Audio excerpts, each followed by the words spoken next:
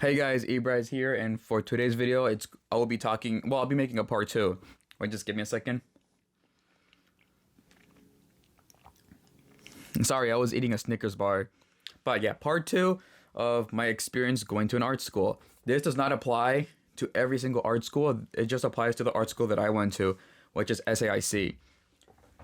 On part one, I talked about the professors, how like there's a lot of good ones, but there's also some bad ones, you know? For this video, it's not going to be long like the part one, maybe like no more than 10 minutes. It's going to be short. And for part two, I'll be talking about the people at SAIC. And for these people, I wasn't very fond of them for the majority of the people at that school. Reason being is that, like I said, this does not apply to every single art school. It's just the art school that I went to. It's that the people there are extremely sensitive. Like I had a like the saying goes, like, well, not the saying, but they tell you that to think twice before you speak. Yeah, but like this applies the same way to the people at SAIC, but just like instead of thinking twice, you gotta think like 4 to 6 times before you actually speak, because whatever you say may offend these people, and they just go out on you if these people will start going on you if you offend them in any sort of way. It's ridiculous. Like it's like basically walking on eggshells. You really have to make sure whatever you say is not offensive in the slightest. And it's very annoying because I was never really able to be myself, because if you guys don't know, I like edgy humor. I'm more of a dark humor person. And these people say, like, they'll always say that they like dark humor, but in reality they really don't, because you'll start going, like, you'll say one dark joke. No, like, they'll give you an example of a dark joke, and it's not really that dark. It's just like, meh. And then you say one dark joke to them, and they'll get offended. But that's basically it. And it's not even just, like, socializing. This includes artwork. I wasn't really fully able to embrace my artwork. This happened around, like, my very first drawings or creating narrative art. And if you don't know narrative art, it's art that tells a story, and that's what I specialize in. But this artwork is when I first started experimenting with narrative art. And this piece, it's very like, I was basically inspired by Attack on Titans. I created some creatures, weird, funky looking giant creatures with their mouth open, and one of them was looking up in the air, and it was just raining fruit.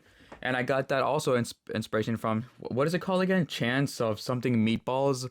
This movie right here. I got that. Basically, that's what inspired me to create this work, be it basically both Attack on Titan and the movie, and that movie. And it was raining fruit. A lot of sumos, grapes, oranges, I believe. And then it said fruity. And because of that, one of my classmates, he's gay, he got offended and called me out on that. And I told him, he asked me, like, why does it say fruity? That's offensive. And I told him, it's raining fruit, so it's fruity. So I don't know what you want me to say about that. I told him, and then I told him that, and he responded back saying, like, I should be careful. And I told him, well, I guess it's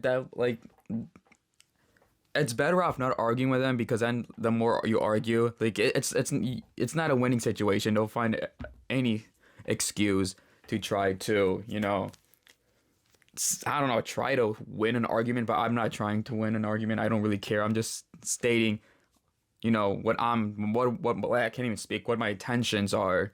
You've seen a bunch of those liberal argument videos where it doesn't really go anywhere, where they start spouting nonsense. That's basically what my school would be like. I'm not even kidding. So I wasn't really able to, like, socialize that much, just because I don't want to be, bothered at work. I mean, at school, or I don't want to have to deal with, like, some pain in the ass. And I wasn't able to fully, express myself in art because of those kind of reasons. And because of that, I felt very lonely. I was alone most of the time. I felt very lonely. At lunchtime for my 3.5 years there, I always, for the most part, always ate by myself. I was always alone, because I had almost nothing in common with them. I basically didn't have anything in common with them. I'm like, the two biggest things about me are video games and pro wrestling. I love wrestling. I love WWE, AEW. I watch and NXT. I love those. I love watching wrestling. I watch wrestling Monday, Tuesday, Wednesday, Friday, and Saturday. Those, I watched it a lot. And then fighting games. I like fighting games. I like video games. And surprisingly, there's not a lot of people like in my school that like that have those two interests. And because of that, I can't really socialize. I have nothing in common. And I felt alone. So I basically felt like I had a zipper in my mouth because I wasn't able to, talk to anyone. Well, I can talk to people. It's just that like the conversations wouldn't really last long because I had no idea what to say. So I felt like I had a zipper in my mouth, and by the time I got to my car, once I got out from the train station and hopped in my car, I would just like fucking release, signs of stress. I would just be like, ah,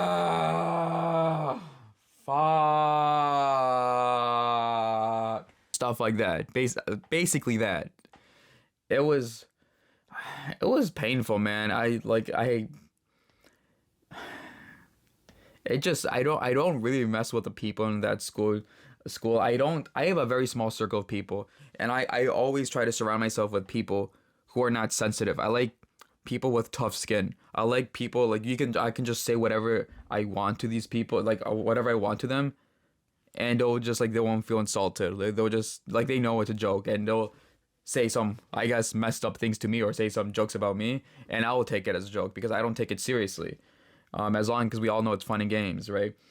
But yeah, basically that I like people with tough skin, and the art school that I went to, these people did not have tough skin in the slightest. They would have like very soft skin, very sensitive people, and I don't really mess with sensitive people. I have nothing against sensitive people. It's just that I know I won't get along with sensitive people because I don't want to hold myself back. I don't want to pretend something that I'm not. I don't want to, you know, have to like only be like 50 or 20 or 5% of myself when I'm talking to someone. I want to when I talk to people, I want to be like truly myself.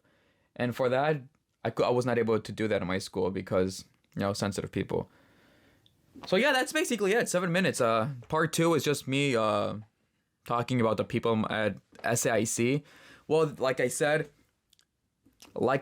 this experience that I'm having does not relate to any other experience or any other art schools in the US or around the world. This is just an art school that I went to, and from my experience, like for going to SAIC for 3.5 years, this is my experience, right?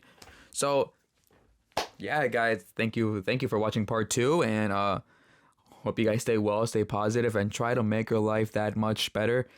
My name is Edgar, and I'll see you guys later. Bye.